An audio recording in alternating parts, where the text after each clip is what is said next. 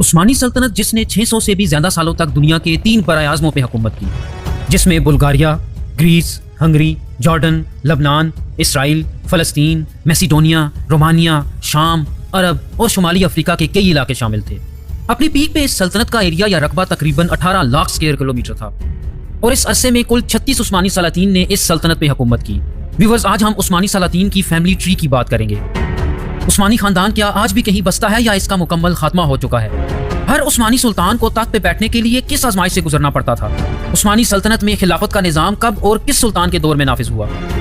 مسلمانوں کے 4 سب سے بڑے خلیفہ یعنی خلفائے راشدین کے دور کے بعد مسلمانوں کے کئی خلیفہ آئے، جو کہ پہلے بنو امیہ اور پھر بعد میں عباسی سلطنت سے تعلق رکھتے تھے، لیکن وقت کے ساتھ ساتھ ان کی طاقت ختم ہو گئی اور یہ تاریخ کا حصہ بن گئے۔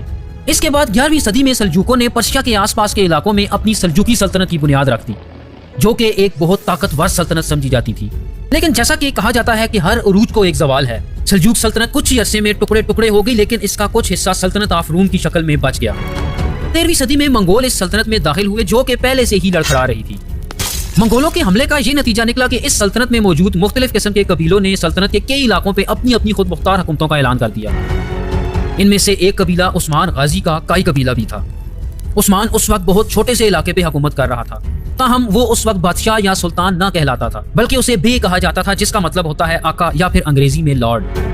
لیکن عثمان ایک عظیم الشان سلطنت کی بنیاد رکھنے کے خواب دیکھ چکا تھا، اور اسے اس بارے میں کئی پیشن گوئیاں بھی مل چکی تھیں۔ چنانچہ سن 1299 میں عثمان غازی اپنی عثمانی سلطنت کی بنیاد رکھنے میں کامیاب ہو گیا، اور اس کے ساتھ ساتھ اس نے آس پاس کے علاقوں کو فتح کرنا بھی شروع کر دیا۔ عثمان کے بعد اس کی جگہ اس کے بیٹے اورحان نے لے لی، اور اس نے سلطنت کو وسیع کرنے کا کام جاری رکھا۔ اورحان نے ایک بازنطینی شہزادی تھیروڈورا سے شادی کی، اور اس کے ساتھ ساتھ یورپ کا ایک بہت اہمیت کا حامل شہر گیلیپولی کو بھی فتح کر لیا تھا، جس کی بدولت اورحان غازی عثمانی سلطنت کی سرحدوں کو یورپ تک لے جانے میں کامیاب ہو گیا۔ اورحان غازی کی وفات کے بعد اس کے بیٹے مراد اول نے سلطنت کو یورپ میں مزید پھیلایا اور کئی اہم یورپین علاقے فتح کر لیے، لیکن مراد اول کے سووو کی جنگ میں شہید ہو گیا، اور اس طرح اس کے بیٹے بایزید اول نے سلطنت کی بھاگ دوڑ سنبھال لی۔ بایزید نے بازنطینیوں کا دارالخلافہ قسطنطنیہ کو فتح کرنے کی کئی کوششیں کی، لیکن ہر دفعہ ناکام رہا، اور بعد میں انقرہ میں ہونے والی ایک جنگ میں شہید ہو گیا۔ لیکن اس کے شہید ہونے کے بعد اس کے 4 بیٹوں میں اقتدار کے لیے خانہ جنگی شروع ہو گئی، لیکن آخرکار محمود اول عثمانی تخت پہ بیٹھنے میں کامیاب ہو گیا۔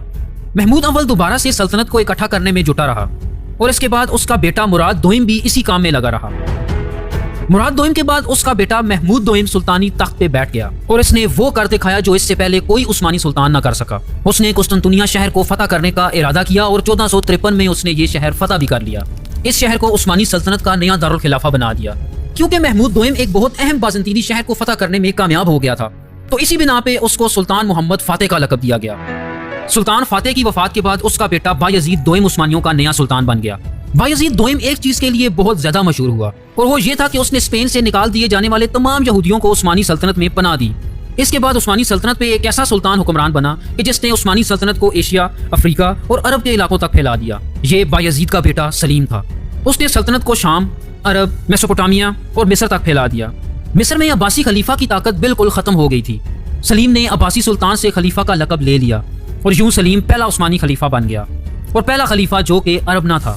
سلیم کا جانشین سلیمان ون یا پھر سلیمان دا میگنیفیسنٹ بنا، جو کہ اپنے انصاف اور یورپ کے ہیبسبرگ خاندان جو کہ جرمنی کا رائل خاندان تھا ان کے ساتھ دشمنی کے لیے بہت مشہور تھا۔ اس سلطان کو اپنی لونڈی سے پیار ہو گیا تھا، جس کا نام حوریم سلطان تھا، اور جو بعد میں عثمانی سلطنت کی ملکہ بھی بن گئی۔ سلطان سلیمان نے تمام عثمانی روایات کو پس پشت ڈال کے حوریم سلطان سے شادی کر لی، جو کہ بعد میں ایک بہت طاقتور عورت بن کے سامنے آئی۔ یہ سلطان اپنے بیٹے مصطفیٰ کو قتل کرنے کے لیے بھی مشہور تھا، کیونکہ اسے یہ ڈر تھا کہ اس کا بیٹا مصطفیٰ اس کی حکومت کو ختم کرنے کے لیے پلاننگ کر رہا ہے۔ سلیمان کے دور میں عثمانی سلطنت اپنے عروج پہ تھی اور 3 برائے اعظموں تک پھیل چکی تھی۔ سلیمان کے انتقال کے بعد سلیم دوئم نے اس کی جگہ لے لی، جو کہ حوریم کا بیٹا تھا، جبکہ سلطان سلیمان کی بیٹی مہرماں کی شادی ایک مشہور عثمانی وزیر سے ہوئی۔ سلیم 2 کے بعد عثمانیوں کا اگلا سلطان مراد 3 بنا۔ اس کے دور میں عثمانی ایشیا، یورپ اور افریقہ کے کافی زیادہ علاقوں کو کنٹرول کر رہے تھے، لیکن دوسری طرف یہی دور عثمانیوں کے لیے ٹرننگ پوائنٹ بھی تھا۔ اگلا اہم سلطان احمد ون تھا، جس نے ترکی کی مشہور سلطان احمد مسجد بھی بنوائی تھی، جسے بلیو ماسک کہا جاتا ہے۔ دوستو، اس پوائنٹ تک ہم یہ دیکھ سکتے ہیں کہ عثمانی سلطنت کے سلاطین میں طاقت کی منتقلی بہت آسانی سے باپ سے بیٹے میں ہو رہی تھی۔ اس کی وجہ یہ تھی کہ ہر سلطان کی موت کے بعد اس کے تمام بیٹے آپس میں لڑا کرتے، مطلب ایک خانہ جنگی ہوتی۔ جو بیٹا سب سے زیادہ طاقتور ہوتا وہ اپنے تمام بھائیوں کو قتل کر دیتا اور سلطنت کے تخت پہ بیٹھ جاتا۔ یہی وجہ تھی کہ عثمانی خاندان کسی بھی دور میں کبھی اتنا بڑا نہ ہوا۔ چونکہ سلطان احمد نوجوان تھا اور اس کا کوئی بیٹا بھی نہ تھا تو اس نے یہ رواج ختم کر دیا۔ اسی سلطان کے دور میں پہلی دفعہ ایک عثمانی خاتون قسیم سلطان ایک بہت طاقتور خاتون کے طور پہ ابھری، جنہوں نے عثمانی سلطنت کے لیے بہت اہم فیصلے بھی کیے۔ سلطان احمد ون جوانی میں ہی انتقال کر گیا اور اس کے بعد اس کا بھائی مصطفیٰ ون تخت پوش ہوا۔ اس دور میں کچھ یوں محسوس ہوتا ہے کہ وہ پرانا رواج کے جس میں تخت کے تمام امیدواروں کو قتل کر دیا جاتا تھا وہ سلطنت کی بقا کے لیے کیوں اچھا تھا۔ چونکہ اب وہ رواج ختم ہو گیا تھا تو سلطان احمد کے بیٹے عثمان II نے سلطان مصطفیٰ کے خلاف بغاوت کر دی، اسے تخت سے ہٹا دیا اور خود تخت پہ بیٹھ گیا۔ لیکن کچھ ہی عرصے میں عثمان II جینیسریز کے ہاتھوں قتل ہو گیا اور مصطفیٰ ون دوبارہ سے سلطان کے طور پہ بحال کر دیا گیا۔ مصطفیٰ ون کی موت کے بعد سلطان احمد کے 2 اور بیٹے بھی باری باری تخت پہ بیٹھے۔ پہلے مراد IV تخت پہ بیٹھا جو کہ تخت پہ بیٹھنے کے وقت بہت چھوٹا تھا، تو سلطنت کے زیادہ تر فیصلے قسیم سلطان ہی کیا کرتی تھی اور ایک پردے کے پیچھے سے سارے حکم جاری کیا کرتی تھی۔ لیکن جب مراد سلطنت سنبھالنے کے قابل ہو بھی گیا تو تب بھی قسیم ہی انڈائریکٹلی تخت پہ بیٹھی ہوئی تھی اور سلطنت کی بھاگ دوڑ سنبھال رہی تھی۔ مراد IV کے بعد اس کا بھائی ابراہیم تخت پہ بیٹھا جس کا دماغی توازن ٹھیک نہ تھا اور اسی وجہ سے وہ ایک نااہل سلطان بھی ثابت ہوا۔ ابراہیم قسیم کے خلاف ہو گیا اور آخرکار قسیم نے اسے قتل کرا دیا۔ ابراہیم کے قتل کے بعد اس کا سب سے چھوٹا بیٹا محمود IV عثمانی سلطنت کا سلطان بنا، لیکن یہ سلطان بھی کوئی فیصلہ کرنے کے لیے قسیم پہ ہی ڈیپینڈ کیا کرتا تھا۔ سلطان کی ماں یہ بات ہرگز برداشت نہ کر سکتی تھی تو اس نے قسیم کو قتل کرا دیا۔ اس وقت کئی وجوہات تھیں کہ جن کی وجہ سے عظیم عثمانی سلطنت زوال کا شکار تھی۔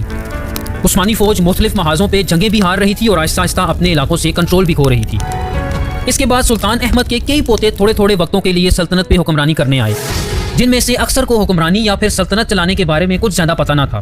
چنانچہ ہم آتے ہیں محمود II کے دور میں کہ جس نے سلطنت کے طور طریقوں میں بہت سی اصلاحات کی، یہاں تک کہ سلطان اور حکومتی لوگوں کے کپڑے اڑنا اور بچھونا بھی تبدیل کر دیا۔ اس دور میں عثمانی سلطنت 2 سمتوں میں تقسیم ہو گئی، ایک سمت عبد المجید I اور دوسری اس کے بھائی عبد العزیز کی تھی۔ پہلی جنگ عظیم میں سلطان عبد المجید کا بیٹا سلطان محمود V سلطنت کی بھاگ دوڑ سنبھال رہا تھا۔ اس جنگ میں عثمانیوں نے جرمنی کا ساتھ دیا اور آخرکار عثمانی یہ جنگ ہار گئے، جس کا یہ نتیجہ نکلا کہ سن 1922 میں مصطفیٰ کمال نے ریپبلک آف ترکی کی بنیاد رکھ دی۔ لیکن خلافت عبد المجید II تک جاری رہی اور اس آخری خلیفہ کو سن 1924 میں ملک بدر کر دیا گیا، جس سے سلطنت عثمانیہ اور اسلامی خلافت کا مکمل طور پہ خاتمہ ہو گیا۔ لیکن آپ چارٹ پہ دیکھ سکتے ہیں کہ سلطنت کے خاتمے کے وقت اس کے کئی افراد زندہ تھے اور اگر سلطنت کو توڑا نہ جاتا تو یہ لوگ اگلے سلطان ہوتے۔ موجودہ دور میں اس خاندان کو عثمان اوغلو کے نام سے جانا جاتا ہے اور یہ لوگ ترکی سے نکالے جانے کے بعد اب پوری دنیا میں پھیل چکے ہیں۔ شروع میں ان کا ترکی میں داخلے پہ بین لگا دیا گیا تھا جو کہ بعد میں اٹھا دیا گیا۔ اس خاندان کا موجودہ سربراہ دندار علی عثمان ہے جو کہ 1930 میں پیدا ہوا۔ موجودہ دور میں اس خاندان کے سب سے عمر رسیدہ شخص کو ہی خاندان کے سربراہ کے طور پہ چنا جاتا ہے۔ ویورز، یہ تھی عثمان غازی کی خاندان کی کہانی اور اس کی فیملی ٹری۔ امید کرتا ہوں اس ویڈیو سے آپ نے کافی کچھ سیکھا ہوگا۔ ویڈیو کو لائک اور چینل کو سبسکرائب ضرور کیجیے گا۔ تھینک یو سو مچ۔ اللہ حافظ۔